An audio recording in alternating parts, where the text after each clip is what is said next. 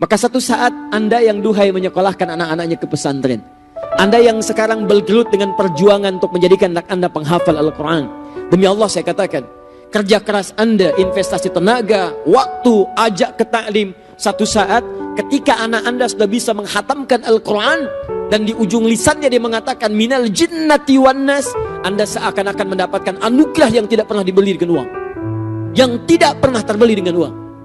Hanya air mata yang keluar dalam diri Anda. Dan itu luar biasa. Dan kebahagiaan terbesar saat dia kemudian datang di akhirat membawa mahkota. Lantas Anda diperkenalkan kepada semua makhluk di langit dan di bumi dengan mahkota yang dilekatkan di tangan anak Anda langsung di kepala Anda. Demi Allah saya katakan, sepulang dari haji beberapa waktu yang lalu, di sekolah kami di tingkat TK itu ada orang tua yang luar biasa. Dia punya cita-cita akhirat, bukan cuma dunia. Maka anaknya disiapkan jadi penghafal Quran. Ayahnya bekerja, ibunya mulai mengantar kemudian anaknya, memelihara, merawat dia pulang pergi sekolah. Dan dia sudah paham akan mengetes anaknya dalam hafalan yang ditetapkan di sekolahnya. Suatu saat kemudian dalam mengantar itu mulai terasa, ternyata perut mulai sakit, kaki mulai sakit. Mohon izin maaf sekali, berkonsultasi ke dokter, ternyata dokter mengatakan setelah dilihat ada penyakit jantung pada dirinya. Sebagian sudah bocor, sudah menjalar kemana-mana dan mesti dirawat di rumah sakit.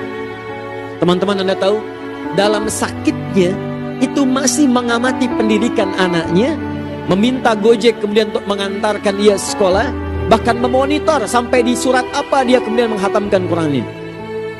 Dan dalam sakitnya dia telah menyiapkan hadiah terindah untuk anaknya. Dia siapkan mainan, dia tanyakan pada guru. Satu saat di hari Jumat yang indah itu, pada jam 2 siang, anaknya diantar oleh bapaknya.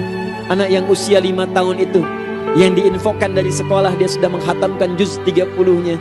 Ibunya ingin mendengar kemudian hafalan Qurannya. Teman-teman, ini kisah nyata. Datang anak ini dengan ayahnya, ibunya lantas berkata dengan penuh kelembutan, katanya, Al sudah hafal ya surat A, boleh mama mendengar?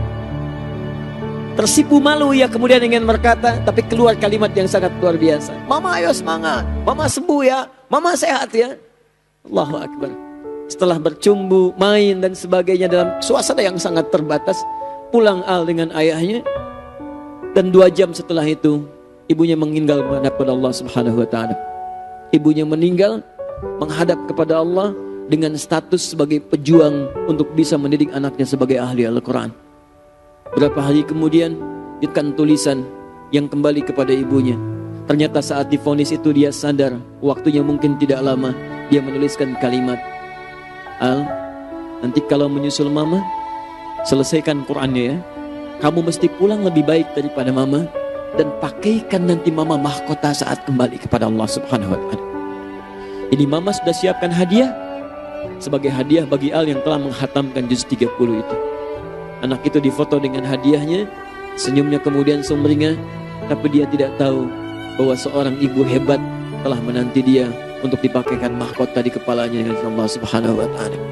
Saya ingin katakan kepada Anda, surat yang dibacakan tadi dalam salat Isya memberikan gambaran kepada kita untuk memilih. Kalau Anda mau jadi ahli dunia, silahkan.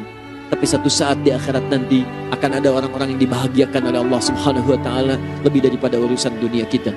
Seperti Nabi Yusuf diisyaratkan dengan penuh kebahagiaan membahagiakan orang tuanya. Maka itu pilihan bagi kita, duhai para orang tua.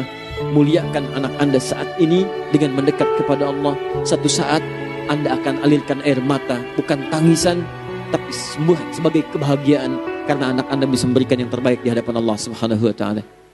وَوَصَّيْنَا الْإِنسَانَ بِوَالِدَيْهِ إِحْسَانًا حَمَلَتْهُ أُمُّهُ كُرْهًا وَوَضَعَتْهُ كُرْهًا وَحَمْلُهُ وَفِصَالُهُ 30 شهرا حتى إذا بلغ أشده وبلغ 40 سنة قال رب